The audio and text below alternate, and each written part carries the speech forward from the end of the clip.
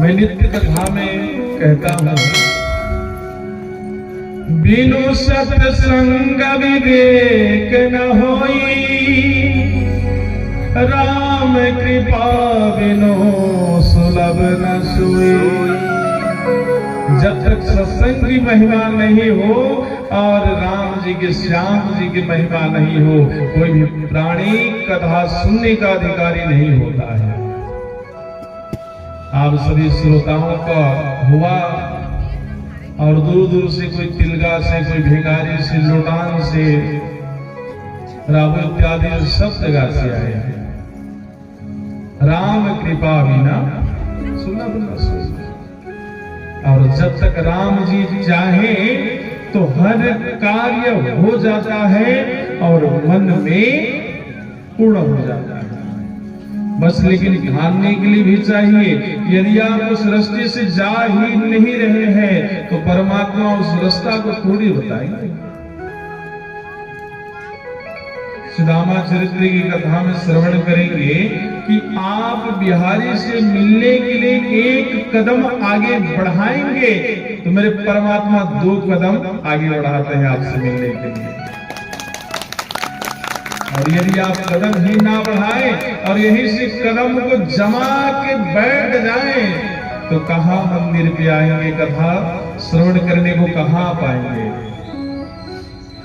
धन्य है आपकी पावन भूमि, धन्य है तुमडी, जो कि इतने दूर दूर से श्रोता आ रहे हैं। और इतने जनसंख्या में श्रोता तो वैसे ही नहीं आते। और बिन हरि कृपा, जब तक हरि की कृपा नहीं हो, ना संत से मुलाकात होती है ना श्रोता से मुलाकात होती है। बोलो भक्त और भगवान की जय। वैसे कल की कथा बड़े आनंद से कथा हुई। और कल की कथा कौन सी कथा थी भैया? कल श्री कृष्ण जी पधारे आपके पावन ग्राम पे। जैसे पधारे श्री कृष्ण जी और पधारे तो वसुदेव जी सुख में उठा करके आदेश हुआ, बंदी गृह से लेके कहां? गोकुल आए। और गोकुल से जैसे ही छोड़ के गए मानो सब बंधन लग गई, हथकड़ी मेड़ी लग गई। जब जब आप भगवान से दूर जाते हो माया की बंधन जकड़ लेती है और जैसे जैसे प्रभु के निकट आते हो बंधन छूट जाती है। और इधर नंद बाबा प्रतीक्षा कर रहे थे। और नंद बाबा के यहां जब कृष्ण जी आए तो इसमें भी संतों का ही आशीर्वाद है, संतों का आशीर्वाद। एक बार गर्गाचार्य महाराज कहां पर हरे? गोकुल में नंद बाबा के यहां। नंद बाबा के यहां जैसे पधारे और नंद रानी, नंद बाबा सुंदर ढंग से स्वागत किए। स्वागत करने के बाद खूब ब्राह्मण भोजन कराए। और ब्राह्मण को केवल 2 चीज में संतुष्ट कर सकते हैं। ब्राह्मण को केवल भोजन में संतुष्ट कर सकते हैं। एक भोजन ही ऐसा है जिसे ब्राह्मण बस बस बस यजमान इतना हो गया बस। नहीं तो ब्राह्मण ऐसे हैं कि आप अपनी सर्व संपत्ति उनको लिख दो लेकिन ब्राह्मण कभी बस नहीं कहते हैं। उन्हें ब्राह्मण भोजन से ही आप संतुष्ट कर सकते हैं। ब्राह्मण भोजन कराए,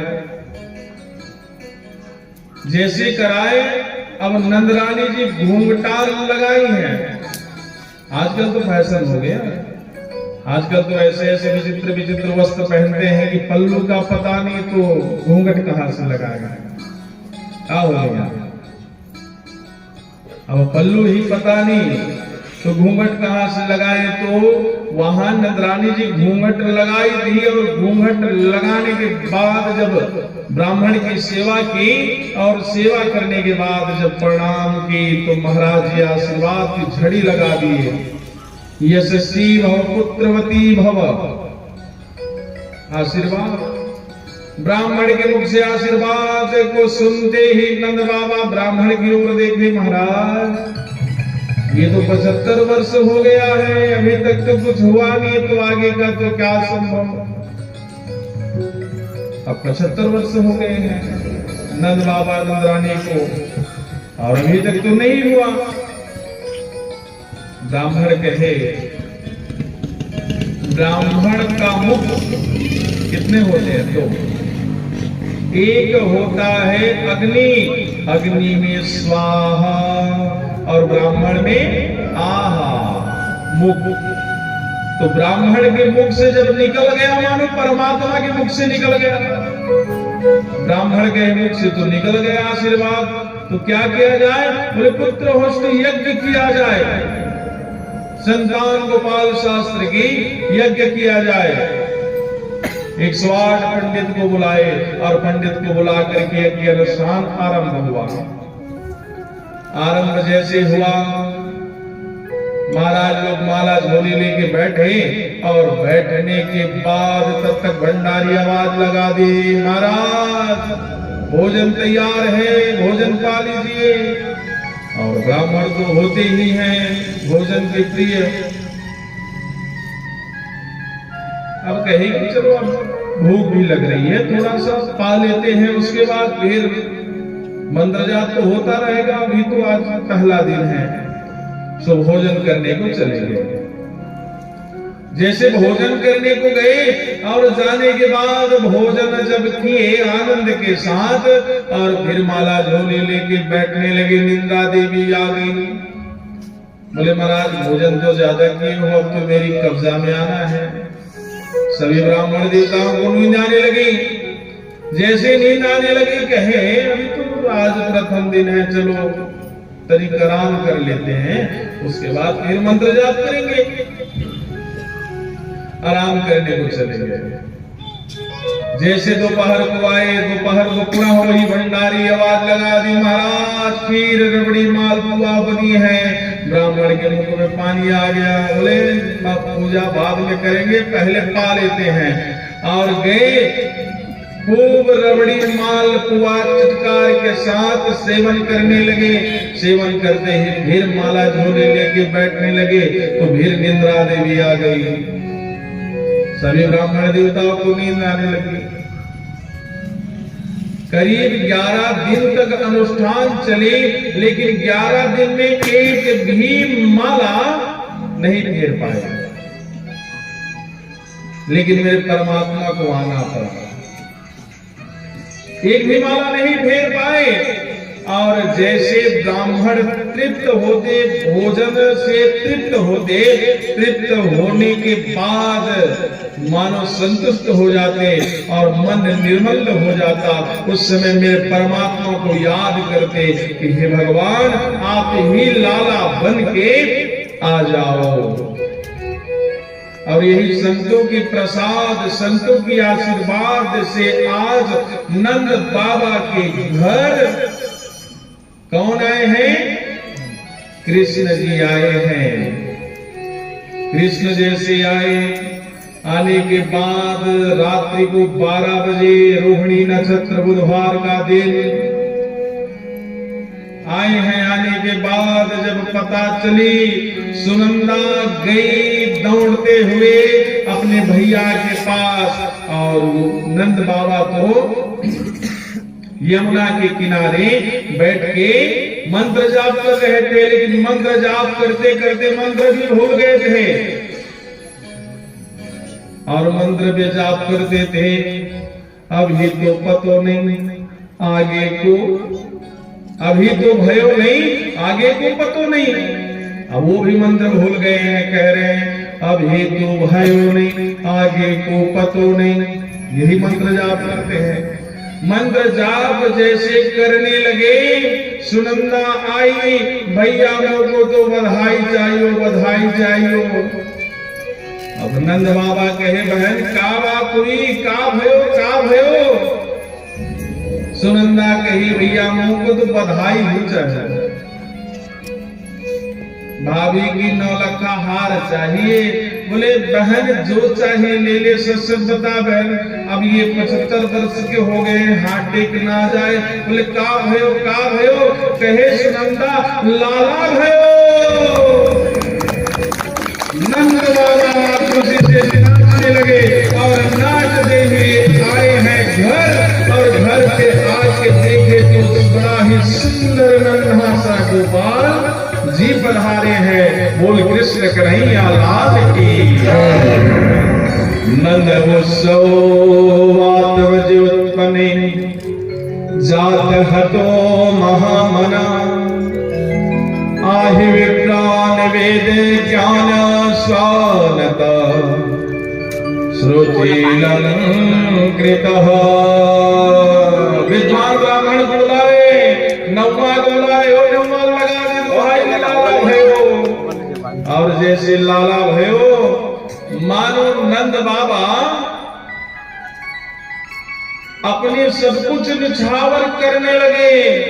2 लाख गाय का दान ब्राह्मण को दे दिए, 7 बड़े बड़े विशाल पर्वत तन के भंडार दान दे दिए, निछावर करने लगे। जो आए मांगे नंद बाबा जी दे दे, दिल खोल के, दिल खोल करके दे दे। और जैसे ही दिल खोल के देने लगे, एक दरवाजे पे गए। अब सभी बधाई हो कह के जा रहे हैं, नंद बाबा बधाई हो, लाला भयो, लाला भयो। अब बधाई होने की जब आई तो एक द्वार पे पीतल के बर्तन बट रहे थे। जय जय श्री राधे। एक द्वार पे पीतल के बर्तन बट रहे थे। और जैसे ग्वाले गए और कहे तो वो का बधाई के मिलो, कहे मुझे बर्तन मिले हैं, यार दारी के बावरा हो गया है। बोले बगल में तो चांदी की थाल, चांदी के आभूषण मिल रहे थे, और वहां पीतल के बर्तन वही छोड़ दिए। और छोड़ने के बाद चांदी की बर्तन आभूषण लेने को चले गए। और जैसे लेने को गए, फिर आए, खूब आनंद से आने लगे। एक वाले से मुलाकात हो गई, कहे तो को बधाई पे का मिलो? कहे कि देख भैया मुझे चांदी की थाल, चांदी के आभूषण मिले हैं। अरे बावरा हो गया, बगल में तो सोने के आभूषण मिल रहे थे। सोने की थाल बर्तन निछावर पे नंद बाबा दे रहे थे, और वो चांदी की बर्तन आभूषण वही छोड़ दिए। और छोड़ने के बाद चले गए सोने चांदी के आभूषण लेने के लिए। और जैसे सोने चांदी के आभूषण लेने के लिए गए हैं, फिर एक ग्वाले से मुलाकात हो गई। बोले तो बधाई पे का मिलो? कहे देख भैया 9 लखा हार मिला है। अरे 9 लखा हार देख, मुझे मोती मिले हैं, हीरे मिले हैं। मानो साक्षात जब सब आभूषण, सोने की बर्तन, चांदी की बर्तन, आभूषण, हीरे मोती मानो गोकुल पे ऐसे यूं ही पड़े हैं। मानो भगवती लक्ष्मी अपने प्रियतम के स्वागत के लिए कुबेर का खजाना खोल दिए हैं, कुबेर का खजाना। और जब सूर्य की किरणें सोने चांदी के आभूषण पे जब पड़ती, जय हो, सोने चांदी के आभूषण जब पड़ती, मानो भगवती लक्ष्मी अपने प्रियतम के स्वागत के लिए अपनी कुबेर का खजाना खोल दिए हैं, ऐसा प्रतीत हो रहा है। और सभी के घर में बड़े भाव से चौक पुराया गया, सुंदर सजाया गया, और सब नाच गान करने लगे। चौक